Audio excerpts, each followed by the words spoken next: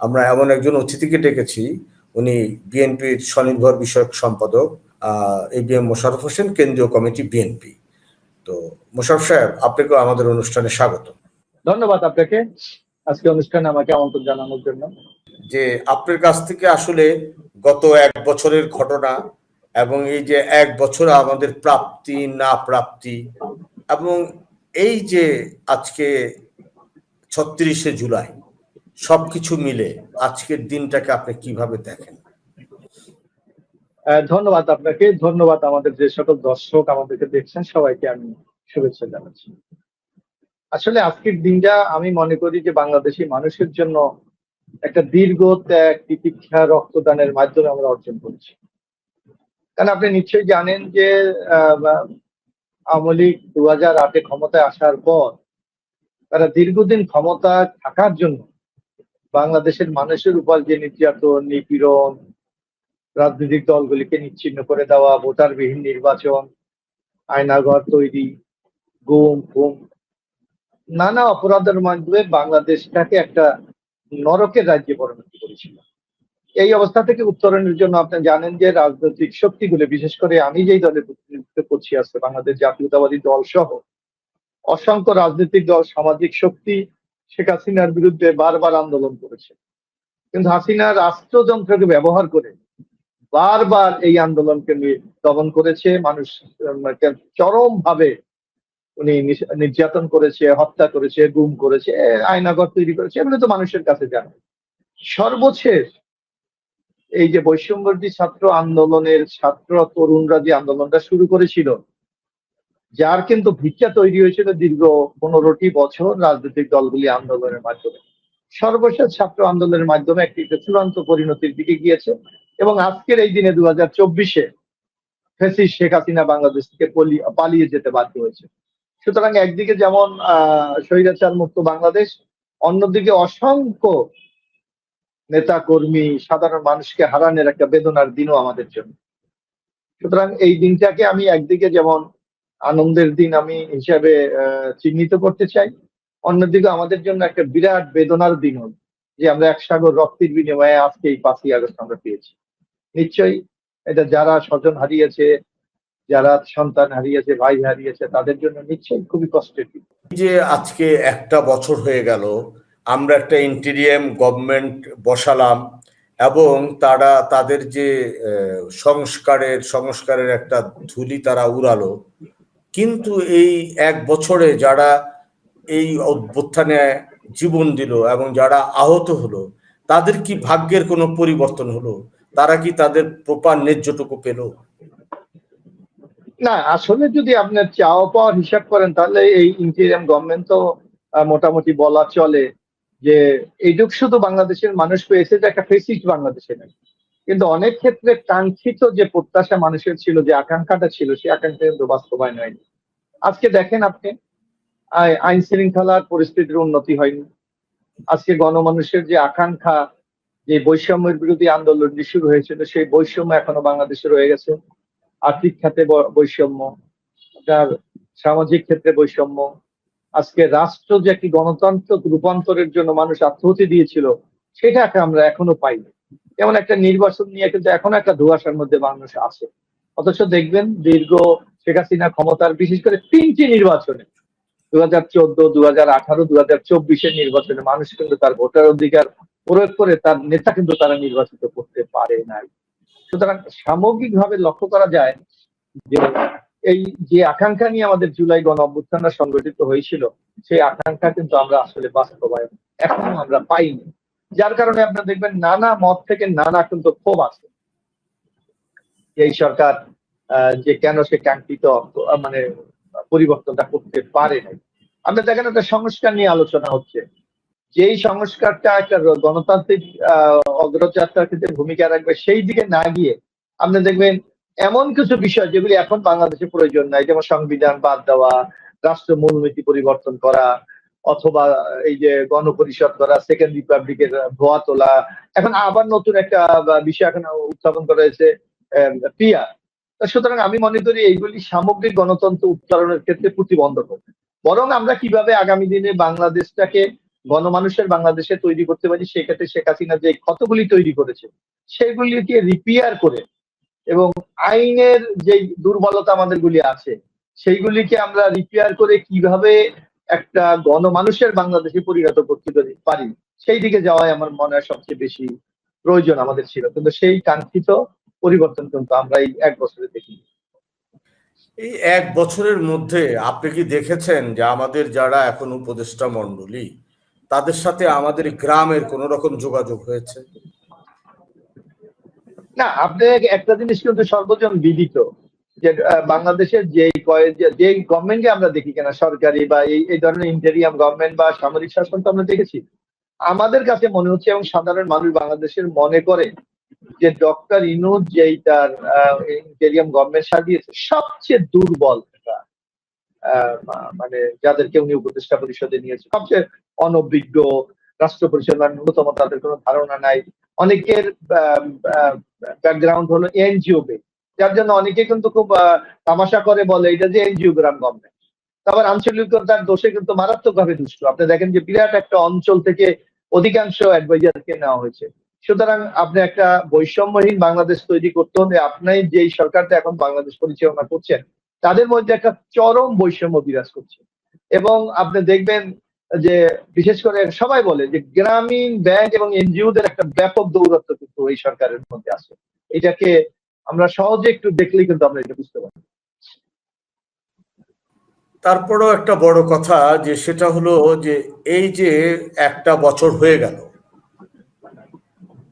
আমরা একবার বললাম যে 1400 ছাত্র জনতা মারা গেছে, জাতিসংঘ আমাদেরকে বলে গেল 2000 ছাত্র জনতা মারা গেছে। আজকে ইন্টেরিয়াম গভর্নমেন্টের প্রধান উপদেষ্টা জুলাই সনদ ঘোষণার সময় উনি বললেন 1000 রক্তের বিনিময়ে অর্জিত আমাদের এই ফেসিবাদ মুক্ত বাংলাদেশ। আসলে ঘটনাটা কি? না, আপনি একটা জিনিস লক্ষ্য করবেন, এই সরকারের মধ্যে কিন্তু চরম একটা সমন্বয়হীনতা আছে, এটা অস্বীকার করার সুযোগ নেই। আপনি যে কথা বললেন যে প্রধান উপদেষ্টা যেটা বলে তার সাথে অন্য উপদেষ্টার কথার কোনো মিল নেই বা তথ্যপত্র, হ্যাঁ আপনি সঠিকই বলেছেন যে জাতিসংঘ ইতিমধ্যে একটা রিপোর্ট প্রকাশ করেছে, আমরা নানা সংস্থা থেকে আমরা দেখছি রিপোর্ট, কিন্তু আজকে ডক্টর ইউনূস সাহেব যে কথা বললো তার সাথে তো আগের সেই যেই রিপোর্ট গুলি বা যে তথ্যপত্র গুলি তার সাথে তো অনেকটা একটা বেমানান বলে মনে হচ্ছে। সুতরাং এই ক্ষেত্রে সরকারের যে সমন্বয়হীনতার একটা বিরাট ঘাটতি রয়েছে সেটা তো আজকে স্পষ্ট ভাষায় আজকে বোঝা গেল। অন্যদিকে আপনি দেখবেন যে এই সরকার আরেকটা যে আমরা যে কথাটা বলেছিলাম বৈষম্য, আমরা আশা করেছিলাম যে এই সরকার একটা নিউট্রাল ভূমিকা পালন করবে, সেখানে আপনি দেখবেন সর্বমহলে বিদিত এখন। গতকালকেও যদি আপনি টিআইবির একটি সাংবাদিক সম্মেলন দেখেন সেখানেও কিন্তু স্পষ্ট টিআইবি থেকে বলা হয়েছে যে এই সরকারের ব্রেইন চাইল্ড অথবা কিংস পার্টি হলো নাগরিক পার্টি। সুতরাং এই সরকার যে সম্পূর্ণ নিরপেক্ষ সেইটা প্রমাণ দিতেও কিন্তু তারা ব্যর্থ হয়েছে। বরং অনেক ক্ষেত্রে আমরা দেখি যে এই জাতীয় নাগরিক পার্টি দ্বারা তারা অনেক সময় প্রভাবিত, যে জাতীয় নাগরিক পার্টি যা কিছু প্রত্যাশা করে বা যা কিছু ডিমান্ড করে এই সরকার সেইটা বাস্তবায়ন করতে চায়। কারণ যদি ডক্টর ইউনূস সাহেবের দু একটি যদি বক্তব্য আমি আপনাকে একটু স্মরণ করিয়ে দিয়ে তাহলে আপনার কাছে আরো স্পষ্ট হবে। যেমন ছাত্ররা যখন দল গঠন করে নাই তখন উনি হঠাৎ জাপানের ট্যুরে গিয়ে রাষ্ট্রীয় সফরে গিয়ে উনি বলেছিলেন ছাত্র খুব শীঘ্রই ছাত্রদের একটা দল তৈরি হবে। আবার উনি যখন ফ্রান্সে গেলেন পোপের অন্ত্যেষ্টিক্রিয়া, সেখানে উনি বললেন নির্বাচন একটু দেরি হতে পারে কারণ নতুন দল ছাত্রদের একটু সময় দেওয়া দরকার। এই সকল বক্তব্য ওনার নিরপেক্ষতার ক্ষেত্রে প্রশ্নবোধক চিহ্ন দেখা দিয়েছে। সুতরাং সামগ্রিকভাবে ডক্টর ইউনূসের এই সরকারের কাছে আমরা যে প্রত্যাশাটা করেছিলাম সেটা কিন্তু আমরা পাইনি। বরং আরেকটা জিনিস আপনি লক্ষ্য করবেন যে এই সরকারের প্রায় 21 জন উপদেষ্টা এবং আরো কয়েকজন সহকারী আছেন, কিন্তু আপনি যে কোনো লোকরে খুব সচেতন লোক যারা তথ্য উপাত্ত সংগ্রহ করে রাখে তাদেরকেও আপনি যদি জিজ্ঞাসা করেন 8 থেকে 9 জন উপদেষ্টার বেশি নাম বলতে পারবেন। কারণ অনেকের ভূমিকা অথবা অনেকের অ্যাক্টিভিটিস আপনি দৃশ্যমান না। এটা অনেক উপদেষ্টা মনে করে তারা বেতন পাচ্ছে, সরকারের সুবিধা পাচ্ছে, এইটাই তাদের জন্য যথেষ্ট। কিন্তু এটা যে তাদের একটা দায়িত্ব, এটা যে সাংবিধানিক ভাবে তারা সেই শপথটা নিয়েছে সেই ক্ষেত্রে তারা খুব সচেতন বলে আমাদের কাছে মনে হয়। বরং আপনি দেখবেন যে আবার এই সরকারের একজন উপদেষ্টা যিনি ছাত্র থেকে গিয়েছে মাহফুজ আলম, উনি এমন কিছু তার ভেরিফাই পেজে উনি লেখেন যেটা উনি যে শপথটা নিয়েছেন সেই শপথ ভঙ্গ করার সামিল। কারণ একজন উপদেষ্টা বা যিনি রাষ্ট্রপ্রধান, আপনি জানেন স্পষ্ট, রাগে অনুগারে বিরাগে কারো প্রতি অনুরক্ত হওয়ার তার কোনো সুযোগ নাই, কারণ তিনি সংবিধানকে ছুঁয়ে শপথ নিয়েছেন। এই ক্ষেত্রেও তারা কিন্তু প্রতিনিয়ত সংবিধান লঙ্ঘন করে চলছে। এই যে আজকে জুলাই সনদ ঘোষণা করলেন, এর ভিতরে কি দেখতে পেলেন আপনি? না, এই জুলাই ঘোষণায় আমরা নতুন বলে কিছু আছে বলে আমার কাছে মনে হচ্ছে না। কারণ আপনি দেখবেন ঐক্যমত কমিশনে যে আলোচনাগুলি হয়েছে সেই আলোচনার প্রেক্ষাপটে ওনারা একটা বলেছে, এবং এটা সবচেয়ে বড় যেটা হলো, এটা আসলে এই বৈষম্য বিরোধী ছাত্র আন্দোলনকে একটা সাংবিধানিক স্বীকৃতি দেওয়া। আমার কাছে যেটা মনে হলো যে এটাকে বলা হচ্ছে সংবিধানে ঘোষণাপত্রকে লিপিবদ্ধ থাকবে, সাংবিধানিক সুরক্ষা দেওয়া হবে। আর অনেকটা একটা গতানুগতিক যে আমাদের দেখেন মুক্তিযুদ্ধ থেকে শুরু করে 90-এর গণ অভ্যুত্থান, 2024, 7ই নভেম্বর, 26শে মার্চ, এগুলিকে অ্যাডজাস্ট করে দেওয়া হয়েছে। মূল বিষয়টা আমার কাছে মনে হলো যে বৈষম্য বিরোধী ছাত্র আন্দোলন, এই আন্দোলনটাকে যাতে ভবিষ্যতে আইনগতভাবে কোনো প্রশ্ন উত্থাপিত না হয় তার একটা সুরক্ষা দেওয়া আমার কাছে। না, বৈষম্য বিরোধী আন্দোলন যেটা হয়েছে সেটাকে তো অবশ্যই যে গভর্নমেন্ট আসবে সে সুরক্ষা দিবে, কারণ এখানে তো দল মত নির্বিশেষে সবাই অ্যাটেন্ড করেছে। কিন্তু এখানে একটা প্রশ্ন মোশাররফ সাহেব, সেটা হলো এই যে বৈষম্য বিরোধী ছাত্র আন্দোলনে করতে গিয়ে যাদের নামে মামলা হয়েছিল তাদের মামলাগুলো কেন উঠলো না? না, এখানে আপনি দেখবেন এখানে কিছু তো বৈষম্য, আমি যে কথাটা বললাম যে বৈষম্যটা প্রকট, আপনি দেখলেন যখন এই আন্দোলনটা শুরু হয়েছিল আমাদের 1 জুলাই 24 থেকে 36 জুলাই, এখন যেটা বলা আপনি যেটা আজকে বললেন যে 36 জুলাই অনেকে মানে অর্থাৎ 6 আগস্ট ওনারা কিন্তু 5ই আগস্ট ওনারা কিন্তু একটা প্রজ্ঞাপনের মাধ্যমে এই মামলা কিন্তু অধিকাংশ মামলাগুলি কিন্তু তারা প্রত্যাহার করে। অথচ দেখবেন ওনারা বলছে যে এই আন্দোলনের ভিত রচনা করেছে বিগত 15 বছর শেখ হাসিনার বিরোধী আন্দোলন। যেমন আমরা আমাদের নামে 1,60,000 মামলা, মানে প্রায় 60,000 মামলা, যার আসামি 1,00,000 উপরে, 1,60,000 উপরে। তারপর আমাদের মামলা, আমাদের বেগম খালেদা জিয়ার মামলা, তারেক রহমানের মামলা, আমাদের মামলা কিন্তু প্রত্যাহার হয়। এখানে দেখেন একটা চর, একদিকে যদি আপনি বলেন শেখ হাসিনার আমলে মিথ্যা বানোয়ার গায়েবী মামলা দেওয়া হয়েছে রাজনৈতিক দলকে, প্রতিপক্ষকে নিচ্ছিন্ন করে দেওয়ার জন্য, তাহলে যদি বৈষম্যবিরোধী ছাত্র আন্দোলনের 36 দিনের মামলা প্রত্যাহার হতে পারে, তাহলে কেন এই যারা এই দীর্ঘ 15 বছর আন্দোলন করেছে রাজনৈতিক অবস্থা পরিবর্তনের জন্য, তাদের মামলা কেন প্রত্যাহার হবে না? এখানে সরকারের একটা ডাবল স্ট্যান্ডার্ড আমরা লক্ষ্য করি, যেটা কোনোভাবেই কিন্তু আমাদের কাছে কাম্য না। এই যে ডাবল স্ট্যান্ডার্ড, কারণ হলো তারাও জানে যে এই মামলাগুলো মানে রাজনৈতিক প্রতিহিংসা পরায়ণ। তাহলে আমাদের যে আদালত, সেই আদালতের যে স্বাধীনতা, তো আমরা আসলে আইনের শাসন মানে যে সংস্কারের কথাগুলো যে হয়েছিল, তো তো বিচার বিভাগের স্বাধীনতা কোথায়? না, সেখানে তো নানা প্রশ্ন আছে, এটা তো আপনি লক্ষ্যই করবেন। এই সেটা সবকিছু তো আসলে অস্বীকার করা যায় না। এই সরকারের যা প্রয়োজন আছে, যেমন আপনি দেখবেন যদিও এই কথাটা আজকের এই দিনে আমি বলতে চাচ্ছিলাম না, তারপরও দেখবেন আপনার ডক্টর ইউনূস সাহেবের জরিমানা মাফ করে দেওয়া হয়েছে। গ্রামীণ ব্যাংকে আগামী 10 বছর পর্যন্ত আপনার যে কর রেওয়াত দেওয়া হয়েছে। উনি গ্রামীণ বিশ্ববিদ্যালয়ের পারমিশন নিয়েছেন, উনি জনশক্তি রপ্তানির লাইসেন্স নিয়েছেন। এইগুলি তাদের যা প্রয়োজন সেগুলি তো হয়ে যাচ্ছে, কিন্তু সাধারণ মানুষের যে আকাঙ্ক্ষা সেগুলি তো এখনো পূরণ হয়নি বা হচ্ছে না, যার জন্য আমরা এখনো প্রতিনিয়ত কোর্টের বারান্দায় দৌড়তে হচ্ছে। আমি আরেকটা জিনিস দেখলাম যে বেসরকারি ইউনিভার্সিটির মানে ছেলে মেয়েরা এই আন্দোলনের পিছনে তাদের ভূমিকাটা অনেক বিশাল, বিশাল বড় ভূমিকা তাদের, তাদেরকে টোটালি ইগনোর করা হলো। এবং তাদের বিরুদ্ধে যে মামলাগুলো হলো, বেসরকারি ইউনিভার্সিটিতে যে সমস্ত ছেলে মেয়েরা এই 36শে জুলাই করতে গিয়ে মানে মামলা শিকার হলো, তাদের মামলাগুলো কিন্তু ওঠেনি। না, এটা তো আপনাকে বললাম যে এই সরকার মানে বৈষম্য বিরোধী আন্দোলন দ্বারা এমন ভাবে প্রভাবিত, তারা যা প্রত্যাশা করে, তাদের যা কাঙ্ক্ষিত সেটা হয়ে যাচ্ছে। কিন্তু সাধারণ যারা দেখেন এই আন্দোলনে, যেটা আমাদের সরকারি প্রতিষ্ঠান পাবলিক বিশ্ববিদ্যালয়ের চেয়ে বেসরকারি বা প্রাইভেট গুলি কিন্তু একটা মারাত্মক ভূমিকা পালন করছে। আপনি দেখেন যখন ডিবি অফিসের 6 সমন্বয়ক যখন আন্দোলন প্রত্যাহার করেছিল, পরের দিনে আপনার নিচে মনে থাকার কথা নটরডেম কলেজের যে ভূমিকা, বা এখন যেটা বিশ্ববিদ্যালয় হয়েছে, নটরডেম কলেজ এবং বিশ্ববিদ্যালয়ের ছাত্ররা, এটা তো আমরা কোনোদিনই কোনো আন্দোলন সংগ্রামে কিন্তু নটরডেমে অংশগ্রহণ করে নাই। এবার আপনি দেখবেন তাদের পরের দিন আন্দোলনটা কিন্তু পিকে নিয়ে গেছে নটরডেমে, এদেরকে দেখাতে গিয়ে আপনার BRAC university, north south university. সুতরাং এই প্রাইভেট ইউনিভার্সিটির যে ভূমিকাটা, আমি মনে করি সেই ভূমিকাটা কিন্তু মূল্যায়ন নেয়। একটা জিনিসই আপনি লক্ষ্য করতে হবে, যদিও তাদের এটা ইন্টারনাল ব্যাপার, দেখবেন বৈষম্য বিরোধী থেকে যে নাগরিক কমিটি গঠিত হয়েছে, নাগরিক পার্টি, আপনার সেখানে কিন্তু অভিযোগ করা হয়েছে যে সেখানে কিন্তু সব নেতৃত্ব কিন্তু এই পাবলিক বিশ্ববিদ্যালয়, সেখানে কিন্তু প্রাইভেট ইউনিভার্সিটি ছেলেদেরকে কিন্তু কোনো দায়িত্ব দেওয়া হয়। সুতরাং এখানে তাদেরও একটা গোষ্ঠীগত স্বার্থ আমরা স্পষ্ট দেখতে পাই। এই যে গত 3 তারিখে যে মিটিংটা হলো আপনাদের ছাত্র দলের, আর ওইদিকে হলো বৈষম্য বিরোধী আন্দোলন, সরি এনসিপির, এখন তার বৈষম্য বিরোধী নাই, সব বৈষম্য মুক্ত হয়ে গেছে, বৈষম্যহীন আর বলে কিছু নেই। তো ওই দিন যে তাদের যে ইয়েটা হলো, তারা যে একটা তাদের ঘোষণা করলো, ইশতেহার ঘোষণা করলো, 24 দফা ইশতেহার, সেই ইশতেহার সম্বন্ধে কি বলবেন?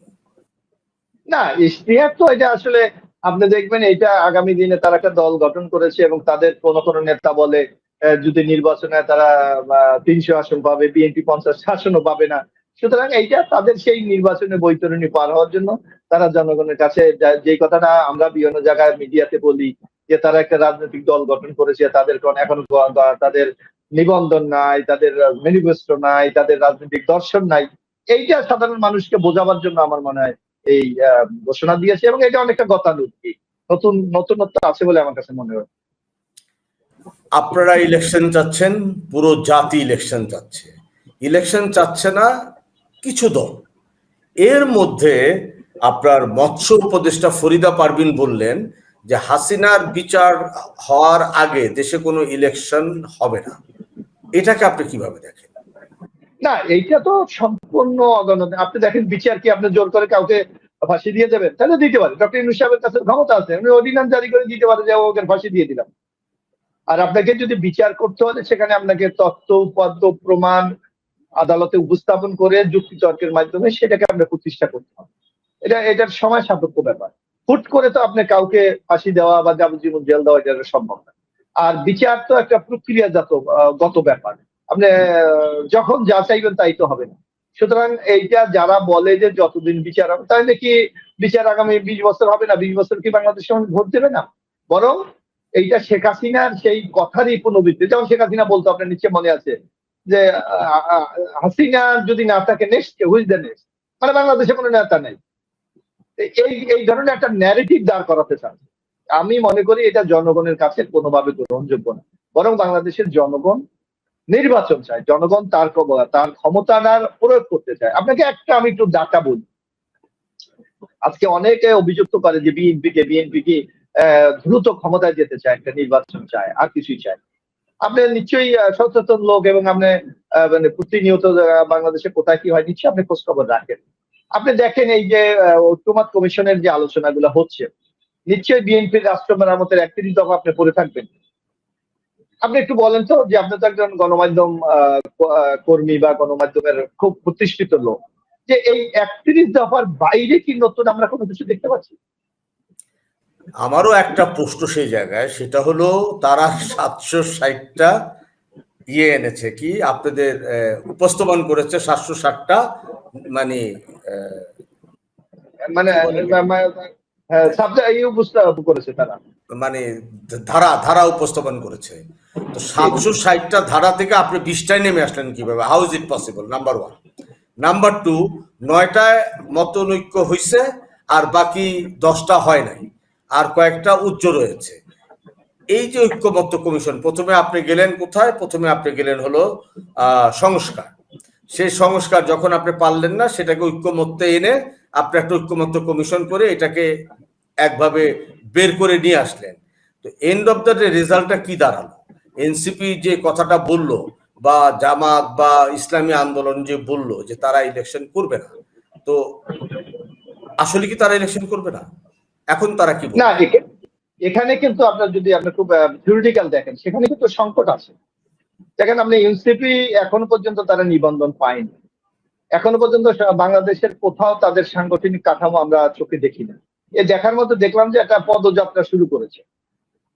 এর বাইরে কিন্তু তাদের খুব একটা অ্যাচিভমেন্ট আছে বলে আমার কাছে। সুতরাং নির্বাচন করতে হলে আপনার সংগঠন লাগবে, গণমানুষের সমর্থন লাগবে, এবং একটা নির্বাচন করতে হলে আপনার 300 সিটে আপনার জনমন লাগবে, আপনার এজেন্ট লাগবে, আপনার প্রার্থী লাগবে, সেই নির্বাচন পরিচালনা করার মতো লোক লাগবে। সেই ধরনের প্রস্তুতি বা সাংগঠনিক সক্ষমতা আছে বলে এনসিপির আমাদের কাছে মনে হচ্ছে না। আর জামাতের কথা বলেন, জামাতও আপনি নির্বাচন পিছানোর কথা বলছেন। আপনি জানেন আওয়ামী লীগ দীর্ঘদিন তাদের নিবন্ধন বাতিল করে রেখেছে, তারা কার্যক্রম পরিচালনা করতে পারেনি। সুতরাং তারা মনে করছে এই অল্প সময়ের মধ্যে বা এখন যদি নির্বাচন হয় তারা খুব কাঙ্ক্ষিত একটি ফল তারা পাবেন, যার কারণে এরা নানা অজুহাতে আর নির্বাচন পিছাতে চাচ্ছে, যেটা কোনোভাবে কাম্য হতে পারে না। আমি আপনাকে একটা কথা বলি, আমাদের দেখেন কেন আমরা নির্বাচনটা চাচ্ছি বিএনপি। আজকে বাংলাদেশে আর্থিক খাতে যে একটা বিরাট ঝুঁকির মধ্যে বিএনপি রয়েছে, এই ঝুঁকিটা যদি আগামী দিনে আরো বৃদ্ধি পায় তাহলে বাংলাদেশের অস্তিত্ব তো প্রশ্নের সম্মুখীন থাকে। আমি বলি বাংলাদেশে আপনি দেখেন বৈদেশিক যে আমরা ব্যবসা বাণিজ্যের ক্ষেত্রে যে মুদ্রা অর্জন করি অর্থাৎ ব্যবসার মাধ্যমে, সেটা সবচেয়ে বড় খাত হইলে আমাদের তৈরি পোশাক শিল্প। আপনি দেখবেন যে আমি যদি এই আপনাকে ডাটা দেখি যে মানে এই জুন পর্যন্ত ইতিমধ্যে প্রায় বড় বড় যেগুলি আমাদের বাংলাদেশের ব্র্যান্ডিং কোম্পানিগুলি, প্রায় 70টি কোম্পানি ইতিমধ্যে বন্ধ হয়ে গেছে গার্মেন্টস। এবং এই অবস্থা যদি চলতে থাকে 2025-এর লাস্টে গিয়ে প্রায় 167টি বড় বড় গার্মেন্টস বন্ধ হয়ে যায়। আপনি বলতে পারেন কেন বন্ধ হচ্ছে? একটা হলো আপনার কোনো বায়াররা কোনো নিশ্চয়তা পাচ্ছে না। 2, 3 নাম্বার হলো ব্যাংক কোনো আর্থিক ভাবে সহায়তা করতে পারছে না ইন্ডাস্ট্রি গুলিকে। 3, যারা বিনিয়োগ করবে তারা স্পষ্ট ভাষায় বলেছে যে নির্বাচিত গভর্নমেন্ট ছাড়া বিনিয়োগ করার মতো কোনো অনুকূল পরিবেশ তারা দেখতে পাচ্ছে। এটা আমি বললাম গার্মেন্টস এর ক্ষেত্রে। আপনি দেখেন বেকারত্ব, আপনি জানেন বাংলাদেশে গত 24 মানে শেখ হাসিনার সময় বেকারত্ব ছিল 25%, 20%। এখন 2025-এ আপনি দেখেন সর্বোচ্চ যে এখানে প্রায় 23.9% বেকারত্ব বেড়ে গেছে। এবং আমি কিছুদিন আগে দেখলাম যে সরকারের পক্ষ থেকে বলা হয়েছে যে বর্তমানে প্রায় 27 লক্ষ বেকার রয়েছে, এর মধ্যে 18 লক্ষ আমাদের নারী। সুতরাং কোন ভয়ঙ্কর অবস্থার দিকে আমরা চলে যাচ্ছি। তারপর আপনাকে আমি একেবারে ডাটা সহ আমি বলে দিতে পারি, আপনি দেখেন দারিদ্রতা আমাদের কিন্তু কমে 20 থেকে 22% এসেছিল, এখন প্রায় 26%। এবং এই অবস্থা চলতে থাকলে আগামী মানে নির্বাচন মাত্রা ফেব্রুয়ারি পর্যন্ত এটা প্রায় 35% উন্নীত হতে পারে। অর্থাৎ একটা ভয়ঙ্কর অবস্থার দিকে আমরা যাচ্ছি। আমি যদি বিনিয়োগের কথা আপনাকে বলি যে গত শেখ হাসিনার আমলে আমাদের লাস্ট বিনিয়োগ ছিল 116 কোটি মার্কিন ডলার, এটা এখন নেমে এসেছে $67। এবং আপনার আগামীতে যদি 2026-এর মধ্যে এটা প্রায় 52-53 বিলিয়ন ডলারে নেমে আসবে। সুতরাং আপনাকে সামগ্রিক কিন্তু আমরা একটা ঝুঁকির মধ্যে আমরা কিন্তু আছি। তো এই ঝুঁকি কাটিয়ে ওঠার একটা মাত্র পথ আছে আমাদের, সেটা হলো একটা নির্বাচিত সরকার প্রতিষ্ঠা করা, যারা আমাদের ডেভেলপমেন্ট উন্নয়ন সহযোগী যারা আছে, আমাদের ডেভেলপমেন্ট পার্টনার যারা আছে, বন্ধু রাষ্ট্র থেকে তারা আর্থিক ভাবে কমিটমেন্ট এনে একটা বিনিয়োগের পরিবেশ সৃষ্টি করা, যাতে আমাদের কর্মসংস্থান হয়, আমাদের ইন্ডাস্ট্রি হয়, বায়াররা এখানে একটি আস্থা পায়। এই পরিবেশ যদি আমরা সৃষ্টি করতে না পারি তাহলে আমার মনে হয় আগামী দিনে বাংলাদেশ একটা চরম ঝুঁকির মধ্যে পড়বে। এবং যেই গভর্নমেন্ট আগামী দিনে ক্ষমতায় আসবে আপনি মনে করেন সেই গভর্নমেন্টটা কিন্তু মারাত্মক একটা ঝুঁকি নিয়ে তার যাত্রা শুরু করতে হবে। আমি যে প্রশ্নটা আপনাকে করছিলাম এর আগে, সেটা হলো সরকারের প্রেস উইং জানালো যে কয়েকদিনের মধ্যেই নির্বাচনের একটা রোডম্যাপ জানাবে, আপনার ইলেকশনের একটা শিডিউল ঘোষণা হতে পারে। তাহলে যে ফরিদ আক্তার যে বললেন যে বিচার ছাড়া ইলেকশন হবে না, এটা আবার কি ইন্ডিকেশন দেয়?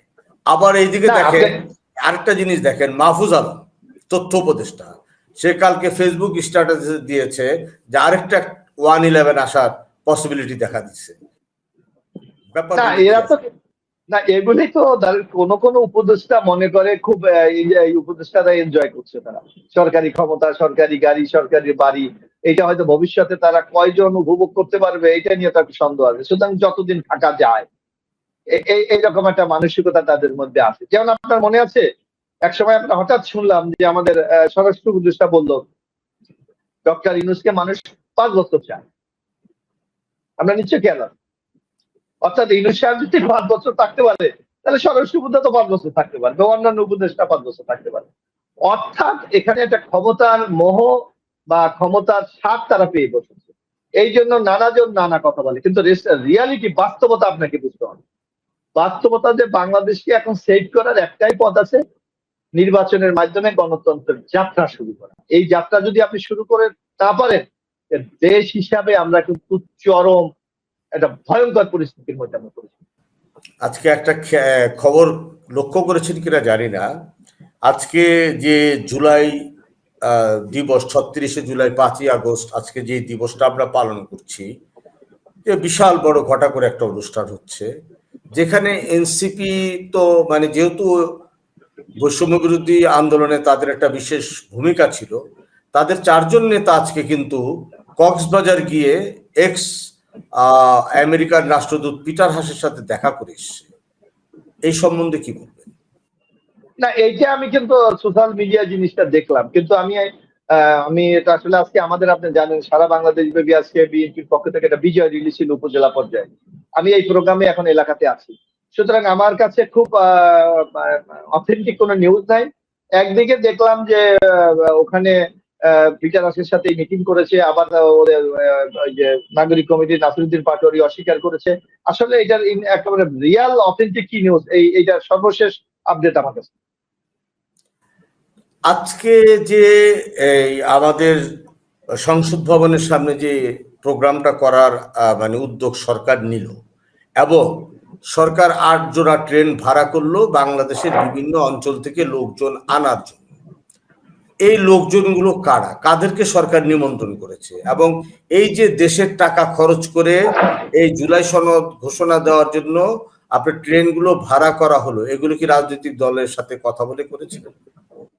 না, এগুলি যে আপনি গতকাল দেখবেন যে বিএনপির পক্ষ থেকে সন্ধ্যা পর্যন্ত বলা হয়েছিল আমন্ত্রণই বিএনপিকে জানায়, অর্থাৎ পরে রাতের দিকে আমরা শুনলাম বিএনপিকে আমন্ত্রণ জানানো হয়েছে। সুতরাং রাজনৈতিক দলের সাথে কোনো আলোচনা করেছে বলে আমার কাছে মনে হয়নি। এখন আপনি দেখেন রাজনৈতিক দলগুলো কিন্তু একটা স্বপরিণত একটা দায়িত্বের মধ্যে ইউনুস ফেলে দিয়েছে যে এই ঘটনা উত্তরণ করতে হবে, যার জন্য দেখবেন আমাদের যিনি আলোচনায় আমাদের দলকে নেতৃত্ব দিয়েছে, এটা স্থায়ী কমিটির সঞ্চালক সালাউদ্দিন আহমেদ, উনি নিজে কিন্তু সব পরিণত হয়ে গভর্নমেন্ট কিন্তু, আপনি দেখেন যে আলোচনাগুলো হয়েছে, আপনি বললেন যে 9টা ঐক্যমত, বাকিগুলি ঐক্যমত হয় নাই, নোট অফ ডিসেন্ট দেওয়া হয়েছিল। গতকালকে যদি দেখেন আমাদের নেতা সালাউদ্দিন আহমেদ উনি নিজে কিন্তু প্রেস কনফারেন্স করে বলেছে এই জায়গায় আমরা এটা করেছি। এবং আজকে যে ঘোষণাপত্র হয়েছে সেখানেও বিএনপির পক্ষ থেকে কিন্তু বলা হয়েছে যে এই ঘোষণাপত্রকে যদি পূর্ণাঙ্গ করতে হয় তাহলে আপনার 26শে মার্চের স্বাধীনতা ঘোষণাকে এখানে উল্লেখ করতে হবে, 7ই নভেম্বর যে বাংলাদেশের একটা রাজনৈতিক পট পরিবর্তন হয়েছে সেটাকে উল্লেখ করতে হবে। আমরা দেখলাম যে সেই জিনিসগুলোকে অ্যাড্রেস করা হয়েছে, কিন্তু সামগ্রিকভাবে রাজনৈতিক দলের সাথে আলোচনা করা হয়েছে বলে আমার কাছে মনে হয়। তাহলে এই যে ট্রেনগুলো পাঠানো হলো, এগুলো কাদেরকে আনার জন্য পাঠানো হলো? এইটা হলো, দেখেন এখানে তো আপনি যতই বলেন আপনি এটা মিউচুয়াল গভর্নমেন্ট, আসলে এখানে তো বৈষম্য বিরোধী বা যেটা এখন নাগরিক পার্টি, তাদের তো একটা প্রতিনিধি আছে এই সরকারের কাছে, এটা তো অস্বীকার করার কোনো সুযোগ নেই, মাহফুজ আলম এবং সজীব ভুইয়া। আমার মনে হয় তাদের অনুসারীদেরকে বিভিন্ন জায়গা থেকে আনার জন্য আমার মনে হয় ট্রেনগুলি ভাড়া করা হচ্ছে। তাহলে এই যে 3 তারিখে যে তাদের একটা মিটিং হলো, যেখানে তারা লোকই জমাট করতে পারলো না, এবং যেটা শোনা যায় তারা জামাতকে বলেছিল কিছু লোক পাঠাতে, জামাত তো তখন লোক পাঠায়নি। তো সেই আন্দোলনে মানে সরি সেই মিটিং এ কেন তারা ট্রেন দিয়ে লোক আনার ব্যবস্থা করলো? না, এখন আপনি দেখবেন মানে একটা রাজনৈতিক দল তো টিকে থাকে তার জনভিত্তির উপর, তার জনগণের সমর্থনের উপর। এখন এনসিপি মনে করেছিলেন যখন বৈষম্য বিরোধী আন্দোলন হয়েছিলেন, তারা বিভিন্ন জায়গায় বলে যে কেউ বলে মাস্টার মাইন্ড, কেউ বলে তাদের কারণে আন্দোলনটা হয়েছিল, কিন্তু ক্ষেত্রটা তৈরি করেছিল তো রাজনৈতিক শক্তিগুলো। এবং আপনাকে একটা কথা বলি, আপনাকে আমি জাতীয়তাবাদী ছাত্র দলের মিটিং এ আমরা কিন্তু প্রমাণ সহ দেখিয়েছি যে যেই দিন বৈষম্য বিরোধী ছাত্র আন্দোলন ওই যে ডিবি অফিসে বসে আন্দোলন প্রত্যাহার করেছিল, সেই দিন কিন্তু আমাদের ভারপ্রাপ্ত চেয়ারম্যান তারেক রহমান একটা ভিডিও বার্তায় বলেছে যে অনেক কথা বলা, আবার শেষ কথা উনি বলেছে এক দফা এক দাবি শেখ হাসিনার পদত্যাগ, এছাড়া আন্দোলন কোনোভাবে আমরা ঘরে ফিরে যাব। সুতরাং বৈষম্য বিরোধী আন্দোলন যাই কিছু বলুক না কেন, পরবর্তীতে এই আন্দোলনটা একটা গণ আন্দোলনে পরিণত হয়েছে এবং যার নেতৃত্ব দিয়েছে রাজনৈতিক দলগুলো। হ্যাঁ, আমরা ছাত্রদের ভূমিকাকে আমরা অস্বীকার করি না, কিন্তু যেভাবে তারা মালিকানা আন্দোলনের দাবি করে সেইটা আমার মনে হয় সত্যকে ঢেকে দেওয়ার একটা অপচেষ্টা ছাড়া আর কিছু। না, 52 সাল থেকে শুরু করে আজ অব্দি যত আন্দোলন বাংলাদেশে হয়েছে বা পৃথিবীর যে কোনো দেশে যে আন্দোলনই হোক না কেন, সে আন্দোলনের কিন্তু সম্মুখভাগে ছাত্ররাই থাকে। এটাই রিয়েলিটি, এটাই ইতিহাস। তো আমাদের ইতিহাস এত মানে হালকা হয়ে গেল, এই ছাত্রগুলো এরা কি আমাদের ইতিহাস থেকে এটুকু শিখলো না যে আন্দোলন করার পরে দল করতে হয় না? এবং আমি আপনাকে, আপনি চমৎকার কথাটা বললেন। আমি তো আসলে প্রতিদিন আপনাদের সাথে মিডিয়া আমাকে যেতে হয়। আমার যে অভিজ্ঞতা আমি দেখি, আপনি দেখেন 52 ভাষা আন্দোলন তো ছাত্ররাই করেছিলেন, কিন্তু তারা কি 54 নির্বাচনে অংশগ্রহণ করেছিলেন? করেন নাই। আবার আপনি দেখেন 1971 সালে স্বাধীনতা যুদ্ধে আসাম আব্দুর রব, শাহজাহান সিরাজ, এদের কি ঐতিহাসিক ভূমিকা, যারা স্বাধীনতার বা জাতীয় পতাকা উত্তোলন করেছে, ইশতেহার পাঠ করেছে, ছাত্রদেরকে সংগঠিত করেছে। স্বাধীনতার পর কিন্তু মুজিব সরকারে তারা অংশগ্রহণ করেন। আবার 90-এর দিকে আপনি তাকান, 90-তে সর্বদলীয় ছাত্র আমানুল্লাহ হাবিবুর রহমান হাবিব, খালিল কবির খোকন, নাজিমুদ্দিন আলমরা কিন্তু সেদিন এরশাদের পতন ঘটিয়েছিলেন। কিন্তু 91 গভর্নমেন্টে কিন্তু তো অংশগ্রহণ করেন। এবার আমি মনে করি যে বাংলাদেশের এই যে বৈষম্যবিরোধী ছাত্র আন্দোলন যেটা বলেন, যেটা একটা এনসিবি, তারা কিন্তু একটা চরম একটা দায়িত্ব গ্রহণ করেছে যে বাংলাদেশটাকে একটা উত্তরণ করেন। কিন্তু আপনি দেখেন আমরা কি দেখি, যে এক উপদেষ্টার এপিএস এর কাছে 400 কোটি টাকা পাওয়া যায়, 400 কোটি টাকা পাওয়া যায়। আরেকজনের দেখি আমরা, তার আরেকজনের পিতার মানে ওই এলাকায় কিভাবে মানুষের উপর নির্যাতন হয়। আপনি দেখেন সোশ্যাল মিডিয়া যান, আর সরকার তো অনেক কিছু প্রচার করতে দেয় না যে ভিডিওতে কি ধরনের ঘটনাগুলি বলা হয়। সুতরাং এই বৈষম্য বিরোধী আন্দোলন যে কাঙ্ক্ষিত লক্ষ্যে পৌঁছার কথা ছিল, কোন লোক ক্ষমতার লোহে সেই জায়গা থেকে বিচ্যুত হয়ে গেছে। এবং আপনি যে কথাটা বললেন যে এই যে নাগরিক কমিটির মিটিং এ যে লোক হয় নাই, যেখানে জাতীয়তাবাদী ছাত্র দল পাশাপাশি, তো আপনি শাহবাগ আর শহীদ মিনারের মধ্যে খুব একটা বেশি দূরত্ব, যেখানে লোক হয় 7-8 হাজার, আরেক জায়গায় লোক হয় 5-7 লাখ। এখানেই বোঝা যায় যে তাদের এই যে নতুন রাজনৈতিক দল, তার উপর সাধারণ মানুষের কোনো আস্থা নেই। না, আস্থা তো হওয়ার জন্য তো একটা সময়ের দরকার আছে, একটা পরিপক্কতার দরকার আছে। এখন মানে আমার একটা পার্সোনাল অপিনিয়ন, সেটা হলো যে আপনি পলিটিক্স করেন, আপনি আজকে মোশাররফ হোসেন একদিনে তো হননি। আপনাকে অনেক স্ট্রাগল করে আজকে এই জায়গায় আসতে হয়েছে। যারা পলিটিক্স করে তাদেরকে একটা সময় পর্যন্ত স্ট্রাগল করতে হয়, তারপরে তারা একটা জায়গায় যায়। আর আপনি হঠাৎ করেই একটা রেডিমেড চেয়ারে বসে গেলে আপনি জনসমর্থনটা আসবে থেকে, আপনাকে কে চেনে? তাহলে তো বাংলাদেশে এখন 55টা নিবন্ধিত দল আছে, তার ভিতরে সরকার, সরি 49টা, যেহেতু এখন আওয়ামী লীগ স্থগিত, 49টা দলের মধ্যে সরকার সবার সাথে তো বসেনি। সরকারও জানে যে এমন কিছু নিবন্ধিত দল আছে যে যাদেরকে আসলে ডাকার মতো না, তাহলে নিবন্ধন দিলেন কেন আপনি? এই যে এরকম জায়গা থেকে চিন্তা করলে আলটিমেটলি দিন শেষে এই দলগুলোর কাজটা কি? না, এখানে তো আপনি দেখেন যে অনেকগুলি রাজনৈতিক দল আছে, যেমন আপনি এই যে পিআর, আপনি নিশ্চয়ই এটা, আমি তো এই প্রসঙ্গটা আমি বলি, অনেকে এখন দেখেন একটা পিআর এর আওয়াজ তুলেছে। অর্থাৎ আপনি যদি আপনার সরাসরি ভোটে বা বর্তমান বাংলাদেশের যে পদ্ধতি প্রচলিত আছে, এই পদ্ধতিতে বাংলাদেশে আমরা দেখেছি 4-5টা দলের বেশি কিন্তু সংসদে প্রতিনিধিত্ব করতে পারে। এটা আপনি লক্ষ্য করুন। অনেকে মহাপ্তের জীবনে সংসদে যেতে পারবে না, যদি পিআর করতে পারে 1% ভোট পেলেও সে 3টা সিট পেয়ে যাবে। না, এই যে পিআর নিয়ে যেটা হচ্ছে, এটা তো আমার কাছে অনেকটা, মানে আমার কাছে অনেক সময় মানে নিজে নিজে আমি হাসি। সেটা হলো, পিআর তো আমাদের দেশে আছে, আমাদের যে মানে সংসদে যে পিআর নাই তা তো না। কারণ আমরা 300 জন হই জনগণের সরাসরি ভোটে, আর আপনারা যে সংরক্ষিত নারী আসনগুলো, সেগুলো তো আপনারা পিআর পদ্ধতিতে করেন। হ্যাঁ, সেটা করা হচ্ছে। তো পিআর পদ্ধতি তো আছে। তাহলে এই পদ্ধতি দিয়ে আপনি দেশটাকে একটা বিশৃঙ্খল পরিস্থিতির দিকে নিয়ে যেতে চাচ্ছেন।